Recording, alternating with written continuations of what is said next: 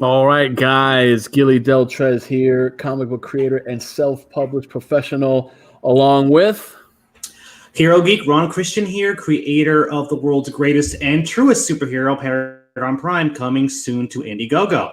All right, guys. We are the GEEKTASTIC Duo, and this is our first episode. What we're trying to do is just to create, a platform where me and Ron could just talk about what we love about video game, comic book culture, everything that we enjoy, and promoting as well indie comics. Yeah, and our own too, our own books and our own stuff. We'll chill our own stuff. Sure, yeah, sadly, our planned first episode was going to be a guest episode. We're going to have Sean Davis, creator of Pillowman and Blanket Boy, and I was really excited about that because I'm really excited about that book. We'll get him on. I'm sure. Yeah, we'll get him. He was just having some issues with his computer that he thought he was going to be able to figure out before this, but he wasn't able to. So we're going to have to reschedule for that. But look for that. The show must go on, right? The show must go on. Yeah.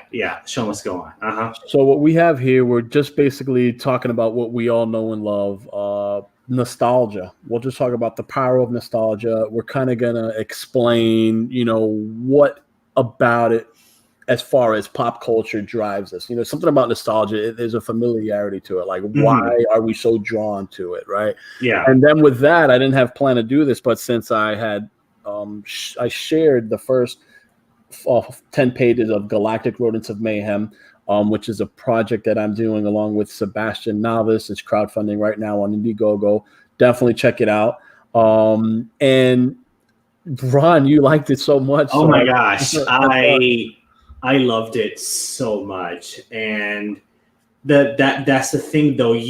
What you managed to do with those first 10 pages is completely grab a hold of me, at least. When it comes to reading anything or watching a movie or a TV show or anything like that, the first 5 to 10 minutes are essential for grabbing you. And if something can't grab you within the first 5 to 10 minutes or 5 to 10 pages or whatnot in the first go of it, then you're like, I don't know if I'm gonna like this, But yeah, I was in. I was like, what? I was so in the first 10 pages. And Ron, yeah. Real quick, why don't you explain how you first how you first saw Galactic Rodents of Mayhem? Because people might think we knew each other for years. Oh, no. I was on I think IndieCron, right? IndieCron, which is a website that but basically it features, independent comics and, crowdfunded comics that are on Indiegogo and on Kickstarter, right? So I was scrolling through, and then I saw this thing, Galactic Rodents of Mayhem. I'm like, oh, what is that? That's and from the title alone, I already had the 90s cartoon vibe from just the title. Like, it sounds like something from the 90s, right? So I went ahead and I clicked on it, and then it took me to the Indiegogo page. And I clicked on the video and I saw the theme song. And as soon as I saw the theme song, heard it, I was like, oh my God, this is the greatest thing ever. I was just like, what? Because I grew up in the 90s and the 80s, and I grew up on Ninja Turtles, and I grew up on all of those shows. And it just brought that all back. And you're right. A huge part of the reason why I decided to back it was because of nostalgia. So that is a factor in it, definitely. So nostalgia is the driving force behind Galactic Rodents of Mayhem, and it is very powerful. For one, I adore movies or video games or something that evoke some kind of nostalgia or bring me to that familiarity. Mm-hmm. And it's hard to always take a chance on a new franchise or a new comic book. I mean, if you binge watch a show, or even say you just finished binge watching the show, any show, and then you're like, okay, now what? And you kind of almost hesitant to jump into a new show because you're like, okay, is this going to grab me? Am I going to like this? It's almost like a relationship. You're getting into a relationship with something. Now, nostalgia can be a bad thing too, because Like, it depends. Like, have you ever seen anything that you used to like, and then you see it again, and like, oh, it wasn't as great as I remember it being, you know? That's true too. There was I want to say a few horror movies that freaked me out when I was a kid, and I kind of, there's which is one. There was one called People Under the Stairs, I think it is. It terrified me when I was small, and I somehow watched it again, and it's damn well disturbing. And a bit jarring, but it didn't like terrify me the way like I remembered it or like haunting me. Yeah. So yeah, there's an ebb and flow that goes with that where it could be good or bad. I mean, there's some that I remember seeing and just like, what? Like, I was scared of that, or like that. You know what I mean? Like, so it does have that effect where it could, it could be hit or miss with nostalgia. And especially now in the era of reboots and rehashes, we're seeing like one prime example. I love Disney movies. I grew up on Disney movies, right? Like I love The Little Mermaid, the animation. I love Beauty and the Beast, Aladdin. My favorite is Lion King. I love the Lion King. Lion King, yes, as well. And so I saw the other day, yesterday, I just put in Aladdin, the live action. I started watching it. I can't watch that or the Lion King one. I can't do it. Within the first 10 minutes, I mean, literally in the first, let's say 10 seconds, like something just felt off. It wasn't nostalgic for me. It was more gimmicky than nostalgic. There's a fine line between being gimmicky and fan servicey and being nostalgic. I mean, it's very subtle, very subtle. It works now. I liked Beauty and the Beast. I enjoyed the live action of Beauty and the Beast. I think they did that well. With Aladdin, for me, there's a lot of superficiality to it. It's just like, I'm like, okay, no, it's like there's something there, but it's hollow in the middle. Like you're better than I am on the Beauty and the Beast because I can't stand Emma Watson. I hate her. What? I'm gonna be honest. I love Emma Watson in Harry Potter. I don't see her as Belle. I really don't. She ruined the movie for me. I just didn't buy her as Belle at all. I'll give you that. I mean, I enjoyed the movie from the standpoint is that it's one of my favorite Disney movies. But again, I don't see her as Belle, but I do like Emma Watson. So plus, I was more forgiving than you. I don't know if you know this, but the movie's kind of woke too. Beauty and the Beast one, the live action one, yeah. That missed me, but now I could get with you on the Aladdin as far as it kind of getting kind of woke-ish. But for me, there's nothing there. Jasmine for me I didn't see Jasmine there. Like she was pretty, but she didn't. Aladdin was the guy playing Aladdin was terrible.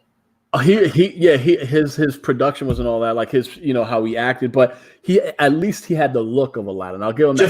Jafar was the worst. Jafar was trash. Like I mean they had like what I'm watching. Like I said, the first couple of minutes, or maybe in the first 20 minutes, like they're in the castle and they show like this guard, and this guard was the actor in he was in Jack Ryan. I want to say in the first season of Jack Ryan, I believe.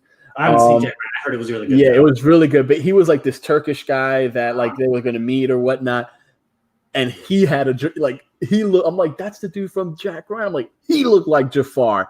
I'm like, they just put some random dude like I didn't buy Jafar. He wasn't menacing or threatening. Again, it was trash.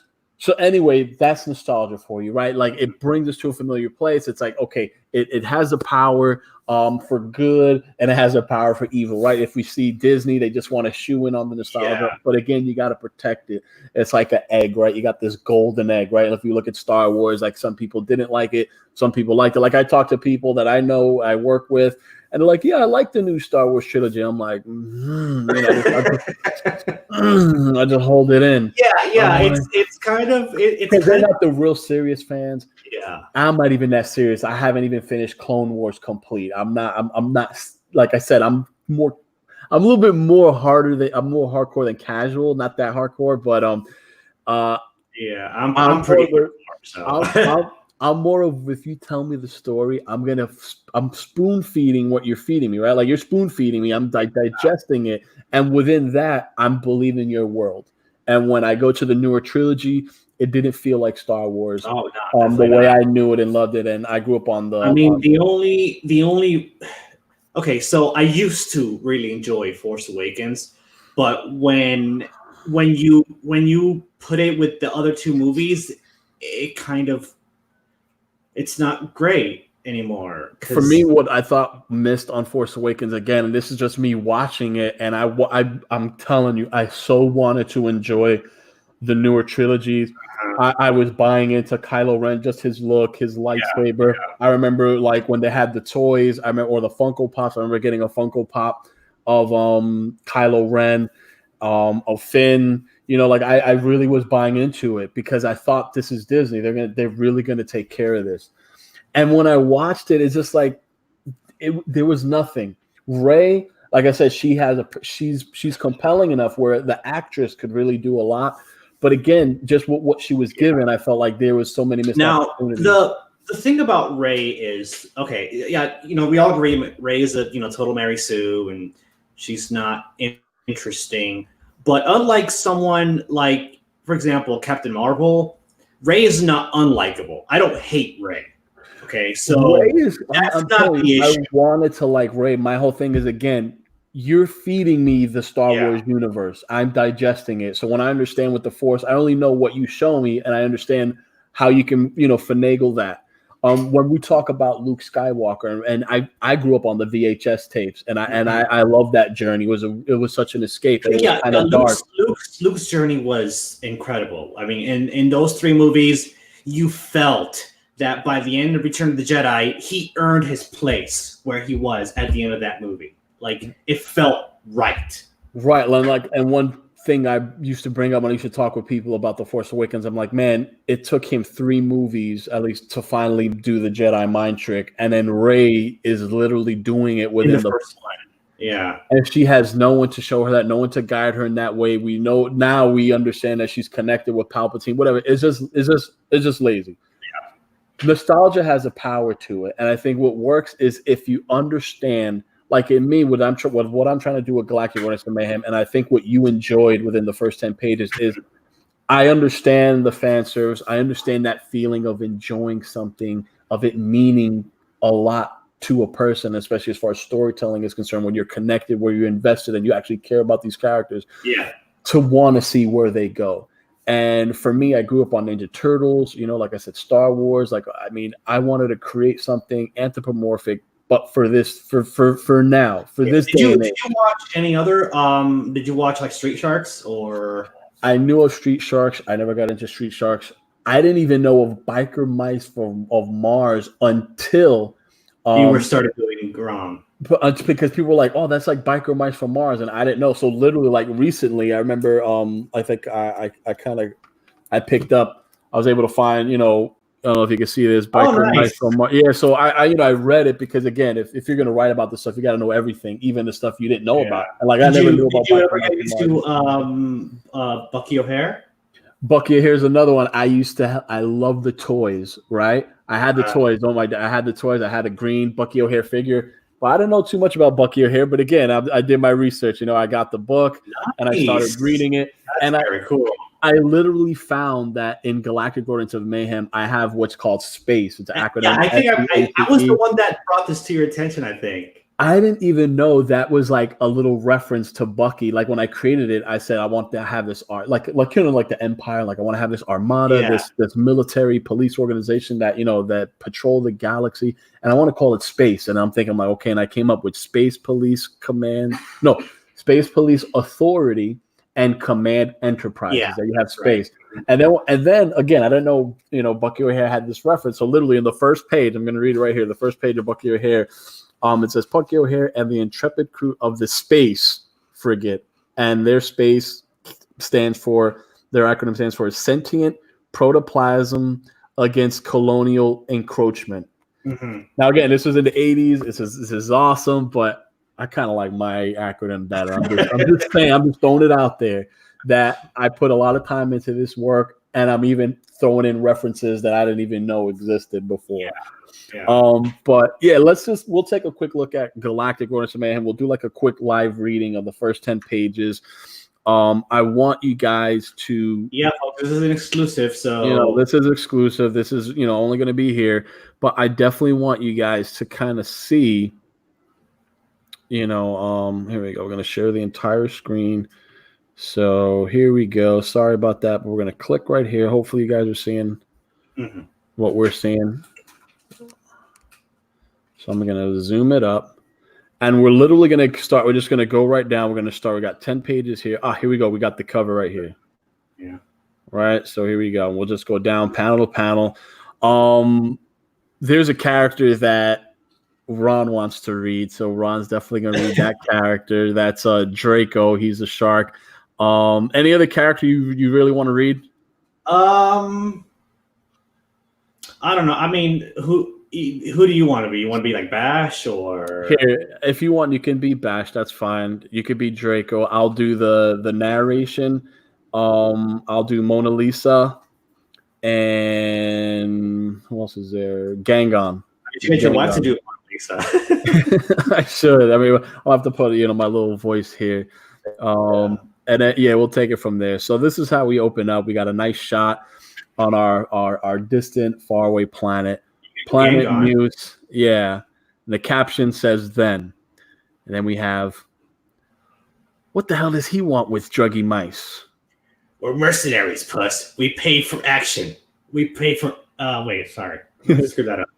We're mercenaries, puss. We're paid for action. For asking. Yeah, here we go. It's supposed to say not for asking. Here we go. Now I found a beautiful this is a good thing about people. Right? Okay, there you go. I gotta send this to David. I was like, that sounds. We're paid for action, not for asking. So okay, so let me read it again. Yeah. Right away. We're mercenaries, puss. We're paid for action, not for asking. There we go.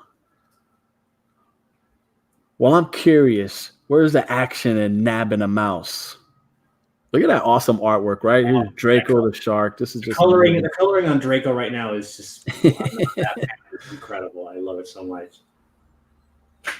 Here's a place. I've done lots of nasty things for credits, but kidnapping is always the most fun. If elaborate is what he wants, elaborate he shall get. And then we got the knock knock. Can I help you? If you're looking for Deli, I don't know what to tell you. He hasn't been here for a week. That ain't no mouse. Mouse, rat, makes no difference to me. It's a capybara. Are we done here? I need to finish dinner. Sorry, but dinner ain't happening. You and your runts are coming. Whoop. Whap. Hold it, Big Mama. Listen, we're sorry. This is just one big mix-up. Please. Go back inside. Isn't that cool? Big Mama don't play, right? Look at that art. The art. Oh God, the art is so good on that. Look at the art. Oh I man, love that bottom panel in the hallway and in the building or whatever. I just love the composition of that. You see Draco, and plus they're all like oh my God. Yeah, Puss is here fixing his nose. Draco's trying to get to his feet. We got the little capybara kids wondering what's going on because Mama took the defensive stance. Yeah. And Gangon's like, listen, we're out of here. This is definitely, this is some mix up. Yeah. Schwaz. There you go. Some laser shot. My gosh. She's dead. Okay. No one punches me and lives. No one. Damn, Draco. Was that really necessary? Yes. This is a good shot. I mean, I love this. Yeah, it's sad Big Mama died. Yeah. But again, I think this is it shows how Draco just really don't give a damn. He doesn't care. And this menacing shot with his shadow, overcasted on the little ones and little Bash here. You might. I lost you.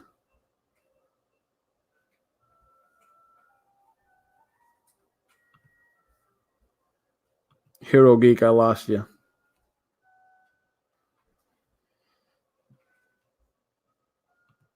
It says device is not connected. Let me add him back. Let's see. Sorry about that. My mic fell. Whatever you're talking to. Hold on. All right, I don't know. It's just fine now. Yeah. But oh yeah, what I want to say about that last panel, you might want to darken them themselves a little bit. Just take the color, just darken them so it's more. Oh, I see what you're saying, like more shadow over them. Yeah, just a little darker so that it's more obvious that they're in his shadow when he's like towering over them. Just a suggestion. Yeah. So Bash is very scared. Says Ma, and then here we go. Kablam, kablam, kablam. As we have Gangon, just he unloads. Wah, wah, wah. And look at this shot of Gangon. Just look at those eyes. Of course, seeing the anguish on our little baby Cappies. Wow. And then, of course, Bash, Mama. Hey, Jace is here. Jace. Nice. Oh, Jace, how you doing, Jace? What's going on, buddy? I've been missing him on Twitter. I've been trying to contact him, but it's cool that he's here though. Nice to see you, Jace. Thanks for stopping by, brother. So then we got Gangon. I'm so sorry, little ones. I swear, this was one big mix-up. And this is a cool splash page. Yeah, it's nice. How he's protecting over our distraught little Cappies in the wake of what happened to Big Mama. And then we got our caption: "We need to leave now." Now we're in present time now. Look at that cool bar splash pad. That's really good stuff right there. I like that. But we just got here. Yep, and here we got Bash, we got Gangon, Mona Lisa, Ripple. They make up your Galactic Rodents of Mayhem. So Bash is kind of upset, right? We just got here, right? Not this place. Shadowgate. What do you mean leave Shadowgate? Relax, Bash. I'm sure Gigi has a good reason. I love Ripple. He's just chilling, listening to the music. I love that. Ripple's one of my favorite characters. Look how chill he is. He's so chill. Just he's awesome. Right, Ripple? Ripple snaps a finger. What? Listen, there's a reason we've always been on the move. A reason I've never shared with you. There's a lot you don't share with us. Gangon, Shadowgate supported us all this time. If we leave now, we'd be exposed. We'd be free. Yeah. Let me guess. Your freedom involves us sticking together. We're not helpless pups anymore. We don't need you. And then in this panel, we have something has their sights set on the Galactic Rodents of Mayhem. Bash, cool your damn jets. This is me cool, okay? I see what old Lizzie wants. I only want you Cappies to be safe. You could never keep us safe, no matter how hard you tried. They are in our sights, Dark Raider. You want to read that? Yeah, I was waiting for you to jump in. How shall we proceed? And that's the first 10 pages. That's some good stuff. Oh my god, that's some good stuff. There you go, man. That's a little something that we're working on. Yeah, and those 10 pages were like, they made my day. Like literally, not that I was having a bad day that day, but I was just kind of like, oh my god, this is the coolest thing ever. I got so excited. I got so excited that I messaged Gilly and he wasn't responding right away, and I was getting annoyed. Why isn't he responding? I love this stuff and I want to tell him. The past couple of days has been, it's at work has been a bit of a busy day at work, and then when you're a dad and you work in a high school and you're a husband and a father, it takes up so much of your time that I'm still making sure I make time for these capybaras, but but yeah, man, I just trying to do something fun. And like I said, the first 10 pages, it creates the intrigue, see a little backstory. What I love, one of the things I love about the first 10 pages is how you're able to to kind of define. Yeah, that's the word I'm searching for. You're able to define the personalities of the characters so well. I love it. Like Mona Lisa's the cool-headed one, the one who has to keep things, diplomatic among the other characters. She's the one sassy disciplinarian. Yeah, she's the disciplined one. She's the voice of reason. Bash is the hothead. Bash is the hothead, and Ripples. There's a reason for Bash and why he clashes so much with Gangon that will definitely be explained within the story. Yeah, and then Ripple's just chill. I have a feeling Ripple just wants to relax.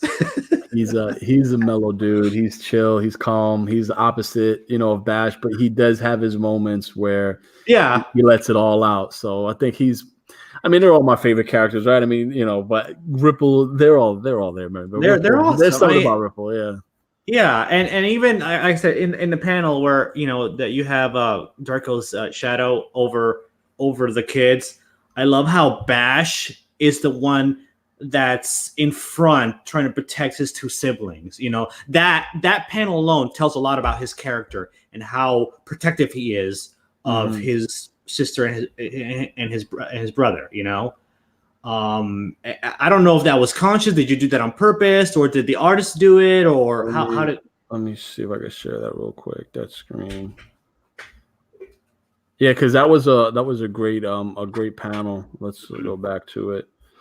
A lot of this, how I write my scripts, there's a certain way I write them. But Sebastian adds his touch, and his touch right here. Is this the one you're saying too? No, it was above when Draco's shadows over them.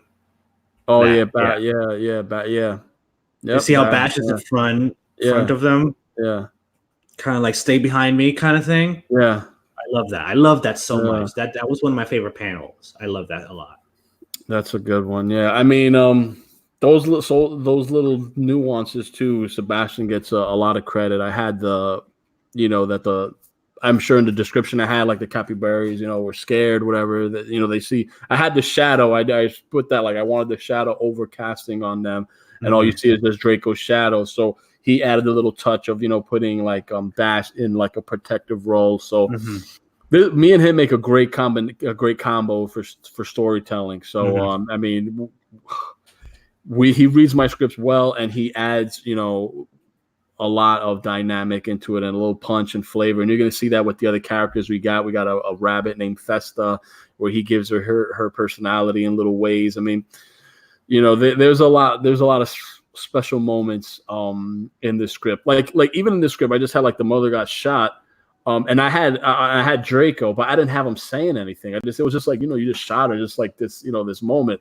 But then he draws this picture, and it's like you got to add some kind of line in there, just because you can't leave this like you can't have no word balloon there. Like just it's too powerful.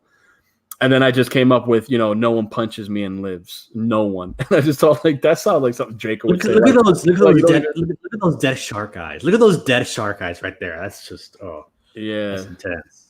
So, this is just showing how nostalgia could even be, played in a way to create something new. With nostalgia, sometimes we see the same old stuff. It's like, hey, we can get those feelings in a new story, but we can touch on what we love so much in stories and why we follow them. So that's the beauty of Galactic Rodents of Mayhem. That's what that's going to be about. But yeah, guys, I appreciate for all who supported. Ron, appreciate your kind words. Yeah, no problem. And this is going to be 104 pages. He didn't pay me, by the way. Just saying. I didn't pay him. Like I'm not a paid show. Like yeah. I'm not a paid show like I've seen recently on Twitter for the past couple of days. Weird. Yeah, Samurai Pizza Cats. Is that a thing? Yeah, I never watched Samurai Pizza Cats, but I know about it. I gotta Google Samurai Pizza Cats because I know there's so many people trying to cash in on that, and when people read Galactic Rodents of Mayhem, they're gonna know, like, yeah, man, this dude's doing his own thing. This isn't just you know, trying to catch. Oh, by the way, no worries, Jace, about not being, around for the past couple of days. I'm sure. Yeah, man. Yeah, life, it's not a big deal. Yeah, life happens, man. It's totally understandable. Oh, cool. He says he has a con sketch of Bucky O'Hare by Larry Hama. Larry Hama's a good guy. He's good. Yeah. He's good. All right, so I think I'm Samurai Pizza in here. Let's see images. Yeah, Samurai Pizza Cats. Weird. Yeah, I remember this. Yeah, I think I might have to show the intro now. Yeah, that's a good idea. I think I have to. I mean, we all hear intros, right? I mean, I think I have to show the intro of Samurai Pizza Cats now that I'm here. Let me see if I can do that. Let me get. I'm gonna stop sharing, but I'm gonna get this video. Let's see this song. Let's see how this song plays out. Well, you're not. Are you sharing? Because I can't see anything. No, I'm gonna share it right now. I just got to make sure I share with the audio. Let's share screen. Chrome tab. Here we go, and then we'll share with audio. All right, so here we go. I'm gonna press play. Let's hear some Samurai Pizza Cats. Will somebody please cue that voice? Samurai Pizza Cat. Who do you call when you want some pepperoni? Samurai Pizza Cat. Right on. They're stamping out crime, and you know that ain't baloney. They're Speedy Ceviche. He's the leader of the bunch. A heck of a fighter makes a heck of a lunch. And little Polyester, who's never afraid of going into battle when the bad guys invade. Your Sweeto Anchovy, a wild romantic rover. This cat gets down. They're so bad, they've got more fur than any turtle ever had. Stronger than old cheese. Stronger than dirt.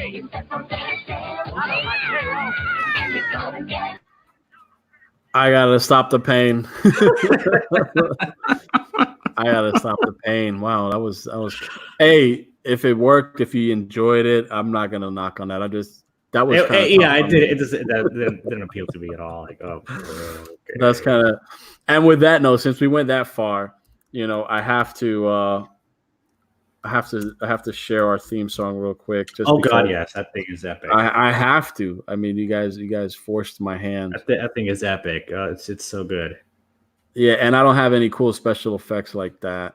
The video doesn't have. Let me. There we go. Hey, Jace, I do want to see that Bucky sketch by Larry Hama. That's actually, I'd like to see that if possible. That'd be really cool to see. All right, let me just do another share screen real quick. Gilly, do you know about adolescent radioactive black belt hamsters? Yeah, I heard about that one. I haven't read it yet, but I was on Church of Failure's channel. He's a fan, and I think the creator follows me on Twitter, and I followed him, so that's pretty cool. Oh, that's cool. Yeah. All right, so now that we're here, might as well, just show that, if you're gonna make something and you're gonna tie it to the Turtles or the love, or your love comes from it or stems from it, and you got to have your own theme song. So here's Galactic Rodents of Mayhem. This was done by Zal and Talis.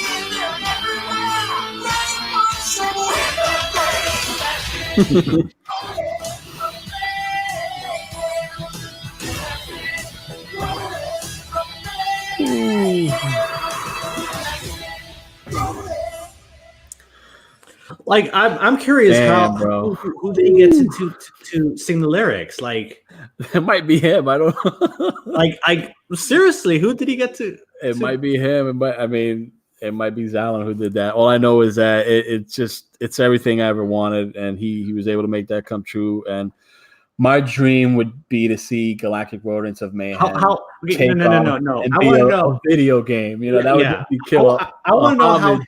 I want to know how he got that 90s cartoon theme song sound so perfectly. How did he do it? All I know is when we talked, I had the lyrics written out, and I wrote it in how I kind of envisioned like how it to be sung, and he capitalized on it in that way, and it was just amazing. Well, I mean, obviously you gave him, I want it to sound like the 80s Ninja Turtles theme song. I said kind of, it has to. It's that. It comes from that, that's the vibe. That's what, that's the roots. Yeah. It's embedded in that. But I'm like, but this is, and I gave the lyrics. I'm like, and I said, galactic, galactic. And like, I wrote it out, like pause, galactic, then pause, then galactic. Like I wrote it out like that, but he added the cherry on top. He made, he brought it all together in that way. He killed it with that. Mm-hmm. Just, wow. It sold the book to me. That's how good it is. Well, so again, me and Ron, we came together through him backing my book, and then we created a Geektastic Duo, and we're going to talk about stuff. So again, not in any way did I pay him to like that. I didn't like he's an organic friend that just liked my stuff, and we kind of gelled. And we have this channel. Yeah. Honestly, though, I think Gilly has been a huge friend and supporter in my journey to crowdfund my comic too. Like, just he's been amazing. He gave me my first break in doing a video with me, and we just clicked, and now we're doing this show together. So this is gonna be our main one, and we'll show our books here and there. We'll show other people's books. We'll show the people we're working with, like Jace Barron. I know he's a letterer. I'm gonna have some projects that I'll be doing. Jace is gonna be the letterer for Paragon Prime. Yeah. So I'd like to get him, Jace. I'd like to get you on the show at some point. We just have to schedule that, but definitely I want to have you on. I want to have Jamie on also. We need to have Jamie on. Get our artists on as other creators that we know. Also, I want Facundo to come on too. Next week we do have the creator of Tales from the Classroom. Rob Muerto, right? Yeah, Rob Muerto. He's going to be coming on. His book looks really, really cool.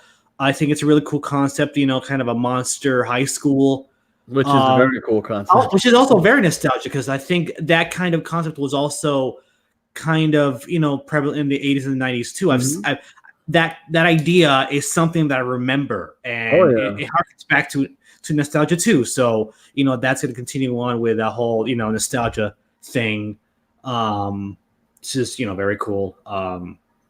And then the week after that, we're actually going to be having the creator of Gunship Thunder Punch, which is also very 80s 90s nostalgia. Definitely plays on that. And it helps that he didn't he draw Transformers? He drew Transformers and G.I. Joe also for IDW, I think. Yeah. Yeah. So that'll be cool. So we'll be having people on when we can, and hopefully we'll just grow this channel. Yeah. And we'll definitely try to get on Sean again. Like I don't know when. But of course, for sure.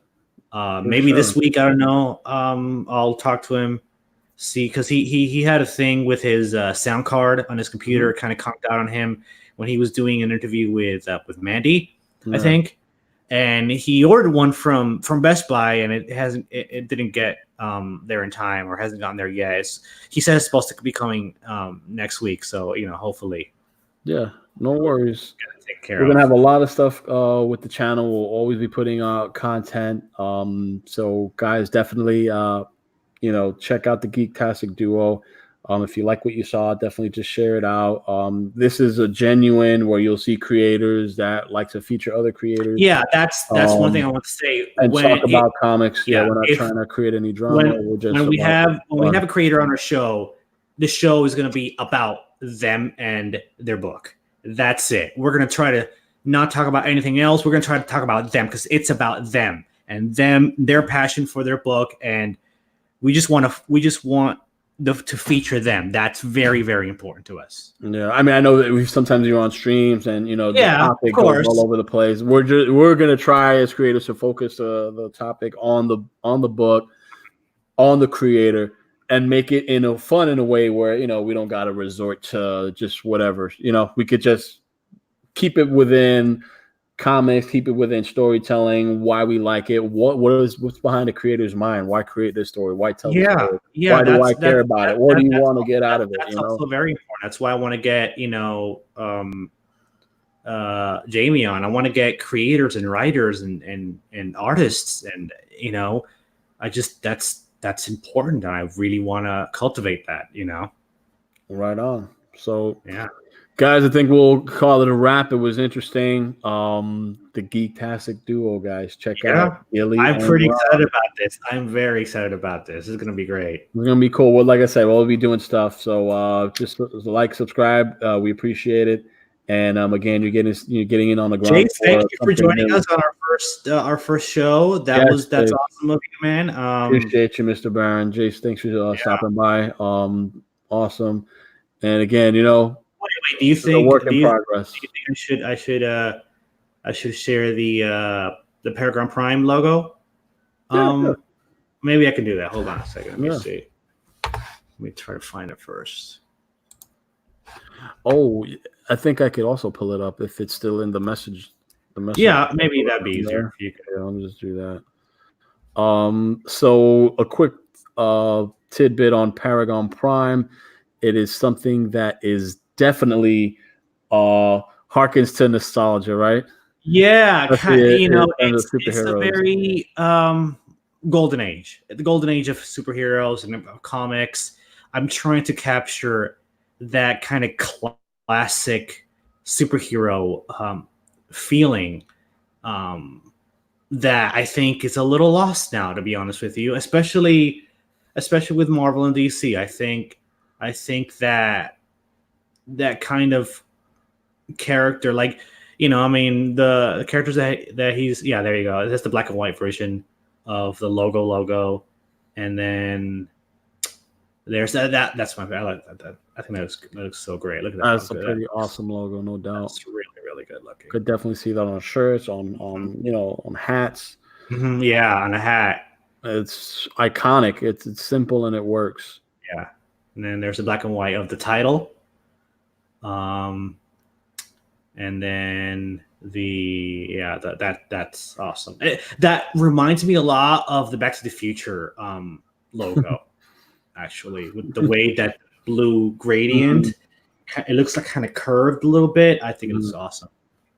And then here's a nice iconic shot of Mr. Paragon Prime. Yeah, that's a splash page from the comic itself. So guys, you're getting some really cool stories that'll be coming out, and you're getting a direct line from the creators that are creating them. So this is something cool, something fun. And we'll be featuring other creators, and this is what the GEEKTASTIC Duo is all about. This is what we're trying to try to implement and just try to be solid on continually representing the indie comic book scene, and also voice our opinions on things that are happening in mainstream pop culture. And we'll be doing that. We'll be doing more of that stuff this week, right? Regularly, right? Yeah.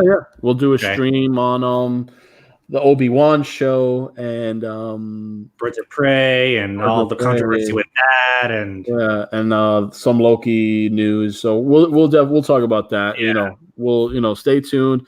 We're looking to have at least one solid show, a creator on a week, and then maybe one or two shows sprinkled throughout the week. Talking about either movies, pop culture news, that kind of thing. But we want to be a place where we can continually have a voice to talk and a voice to share and feature other people and other creators. For sure. All right, guys. So thank you so much. Thank you, Jace, for joining us. You're awesome. And Jay, I gotta say, Jace has been another really, really good friend of mine in this journey of me getting my comic. I've had a lot of really good conversations with Jace. He helped me out a lot not just on the lettering side, but on other things. He's awesome. He's one of the best people I've met on Twitter. So thank you, guys. Jace. You could definitely have a connection with people out there that you don't know. Yeah, definitely. Ron is proof of that. Jace is proof of that. It's always cool to be awesome to one another. And, you know, when you surround yourself with good people, you know, you kind of got this energy that you want to share out. Yeah, I feel like I've right now with Jace being my letterer and with Jamie, my editor and co-writer, and Facundo being my artist, I feel like I've cultivated a really strong team. I'm really proud, and I feel really, really good about Paragon Prime because I have these people involved. Oh, it was going to be awesome. Yeah. Stay on it, and you know, guys, we'll have more. And you can see the growth of Paragon Prime. You can see the growth of Galactic Rodents of Mayhem. You can see the growth of us as creators on a platform where we talk about stuff and actually, you know, talk about it, but also contribute through our stories. So it's like, you know, we talk the talk, but we walk the walk, and that we're also creating. Definitely. It's easy to talk about stuff and then you're not even creating. Yeah, you know, exactly. We talk and we create, so we have a unique perspective on. I like that we're creators and we have a unique perspective. Yeah. Oh, no problem, Jace. Not a problem at all, Jace. You've been great. You're awesome. So, yeah. Well, guys, definitely check out the GEEKTASTIC Duo. We'll have a lot of stuff coming out in the future, and as always, you know, be awesome to each other. Be excellent to each other. Be excellent to each other. Be awesome. Be amazing. Be helpful. Be caring. Right. Be cool. Don't be a douche. Yeah, that'll be. All right, guys. Hey, Ron, any last words before we hang it up? Enjoy the Super Bowl. Enjoy the Super Bowl. Ron doesn't watch sports. No, I like sports. I love sports. Okay. I don't watch football, so I'm gonna probably be playing video games while the Super Bowl's on or something. I don't know. My team ain't in the Super Bowl, but I'm watching the Super Bowl. Okay. Are you having a party or having some people over, or I'm just chilling at home with the wife and son? All right, cool. Sounds good, man. Anyway, guys, appreciate you all. Till next time. GEEKTASTIC Duo out. Bye-bye.